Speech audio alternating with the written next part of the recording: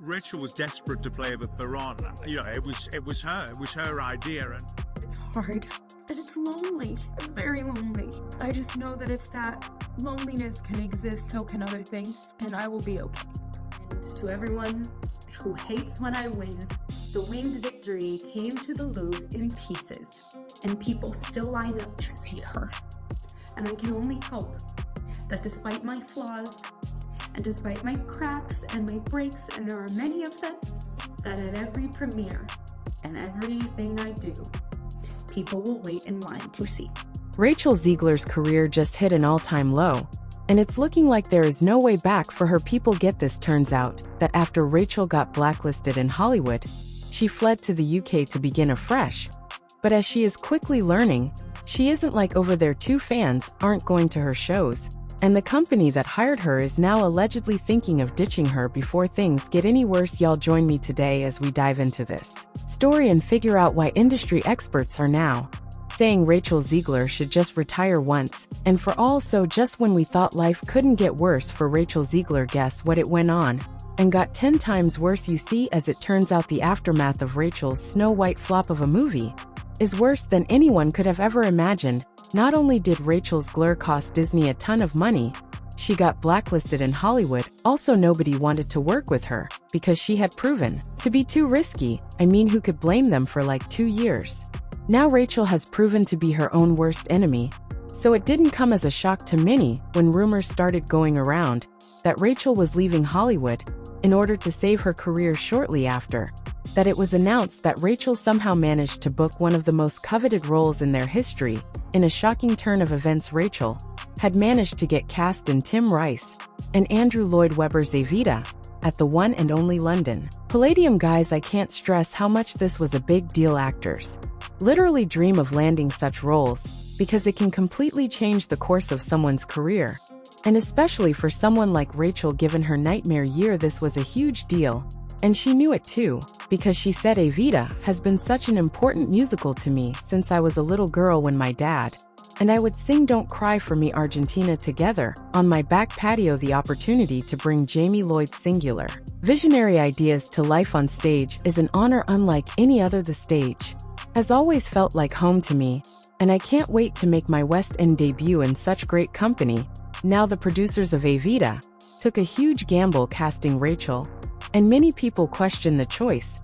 Just take a look at some of these reactions when the news was announced. How does this girl get everything? Like, I don't get it. Her singing is excellent, but as an actress and a person, she's quite bad. I guess Jamie Lloyd wasn't dissuaded by the Snow White bomb or the mediocre reviews for Rachel Zegler's Romeo and Juliet. Then again, maybe all the more desirable singers said, no, she has a great voice. But I genuinely wonder if she has the acting chops for this. Nothing she's done so far suggests she does. I'm happy for Rachel, but a little iffy at the casting choice for me. Her voice type is all wrong, but maybe I just haven't heard her belt. All I've heard is her work in WSS, where she was lovely, but very much your standard lyric soprano. I think of Eva as more a Mato role with a strong chest voice. Like, I could hear Rachel doing a great job on Another Suitcase, but can't really picture her on stuff like Buenos Aires or A New Argentina. Is Rachel a belter? How's her stage presence, charisma? To me, Ariana seemed like a much better casting fit. Things I've said, I don't absolve myself from that. I'm not sitting here being like, I'm 21, please forgive me. Like, the stupid I've said and done is stupid. But I just want to say, in my personal life, I intend to move forward with a lot more grace for myself as I grow. There is a lot that I don't know, and I won't know it until I learn it, until I feel it, until I understand it, until I can see it in my hands and say, I am not broken, I am just learning. My break is not my end. Now, according to insiders, Rachel was desperate to get this role. During an interview with What's on Stage, Evita's producer Michael Harrison spoke on how they got to cast Rachel. Rachel was desperate to play Eva Pon. It was her idea. We saw an audition tape, and she was sensational. She worked with our musical supervisor in New York on the material. The versions of the songs were terrific. Anyway, Evita was supposed to be Rachel's saving grace. This production is a great deal in the theater world because of its moving story. It's basically a captivating journey through the tumultuous life of Eva Pon, aka Rachel Zegler's character Evita. tells the heartbreaking story of a visionary artist whose voice reshaped an era set against a vibrant backdrop of cultural revolution and personal turmoil. The story follows Evita's meteoric rise from humble beginnings to international stardom, illuminating her struggles with love identity and the price of fame, with a powerful score combining soulful ballads, electrifying anthems, and rhythmic cultural beats, featuring Don't Cry for Me Argentina, Oh What a Circus, Another Suitcase in Another Hall, and You Must Love Me. The musical paints a vivid portrait of a woman determined to forge her path while staying true to her roots. I mean, in so many ways Evita is similar to Snow White, and the significance its character has. However, just like Snow White, it seems yet again Rachel Zegler has proven she can destroy any role she is given and make it a flop. You see, even before Evita's debut, it's already scheduled to flop. A quick look at the show's website shows nobody is buying tickets to see it, despite the fact that it opens in less than 5 weeks. The June, July, August, and September shows show an overwhelming amount of availability, even though ticket prices start as low as £2,950 inside the massive £2,286 seat London Palladium venue. Now, this is far from the first time that people have refused to go and watch Rachel Zegler. Remember when there was that trend of people filming themselves at Snow White screenings, only to show nearly empty theaters every time? It became almost a running joke online, and in a desperate attempt to save her flailing career and spark some buzz for the movie, Rachel Zegler ended up making herself the laughingstock of Hollywood. As Snow White's box office numbers continued to nosedive, Rachel decided to take matters into her own hands and went to see the film in theaters with her friends. But instead of a triumphant moment, it turned awkward fast. When she arrived, the theater was practically deserted. The whole cringeworthy scene was caught on her friend's Instagram story, where they filmed themselves shouting Rachel's name as it popped up on screen, all while the camera panned to reveal rows and rows of empty seats. For which movie?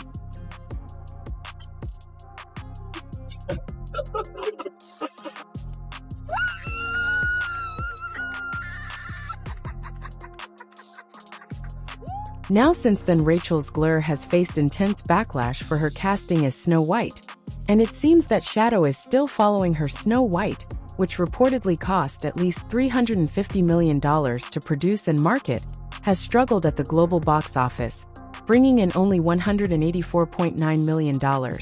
Since its March 21st release, the movie flops so hard that Disney has now planned the movie to go up on streaming services solely so they could reduce their losses, adding fuel to the dispute. Zegler's press tour drew widespread criticism. She openly disparaged Walt Disney's cherished 1937 animated original, refused to remove a pro-Palestinian tweet, and stirred further backlash by cursing former President Donald Trump and his supporters, wishing them to never know peace. Rachel ruined her career so much that even Family Guy started making fun of her. Rumors have been swirling about an upcoming Family Guy episode that's allegedly set to completely roast Rachel Zegler and mock everything she did in the lead-up to her Snow White disaster.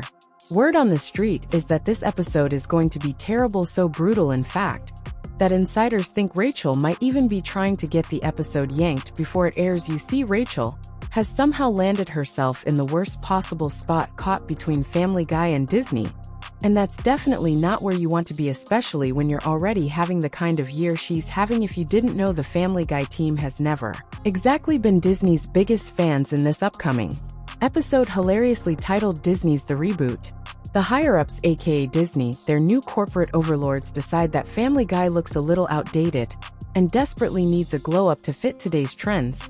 So they set out to make it all fresh and woke for the kids, just like they did with Snow White. And from what people are saying, it's not going to be pretty from the very start. Disney's bold move to modernize Snow White with Rachel Zegler at the helm sparked massive backlash. Critics slammed the remake as too woke, calling out the removal of the dwarfs, the scrapping of the damsel in distress plot, and even stripping away much of the original fairy tale charm. In its place was a new, fiercely independent Snow White, who doesn't need a prince. But instead of applause, Disney got dragged hard. Fans accused the studio of completely losing touch with what made the 1937 classic so beloved in the first place. Now this film isn't just another remake, it's become a lightning rod in the wider discussion over how far is too far when it comes to reimagining classic stories. And if the rumors are true, even Jack Black made sure Rachel Zegler knew exactly how people felt about it. Guys, allegedly insiders are saying that Rachel Zegler and Jack Black had a full-on war of words behind the scenes after Minecraft's debut completely overshadowed Snow White. And let's just say Rachel did not take it well. Allegedly, things got heated when Rachel was told that she doesn't handle criticism well, which really set her off. Word is Jack was throwing shade by referencing that infamous 2023 interview where Rachel clapped back at people who were calling her out over her controversial Snow White comments. We're making things that make people connect with one another. And there are people out there who say things that make people want to not come together, that make people want to fight. And it's just not worth the time and energies. Zegler explained. Choosing thankfulness and gratefulness is choosing peace.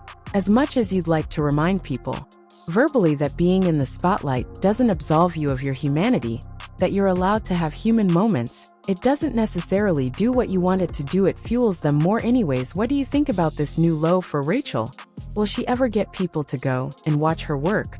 Or should she just lay low for now? Let me know your opinion in the comments. And don't forget to check out my previous videos for even more celeb tea. Till next time, bye.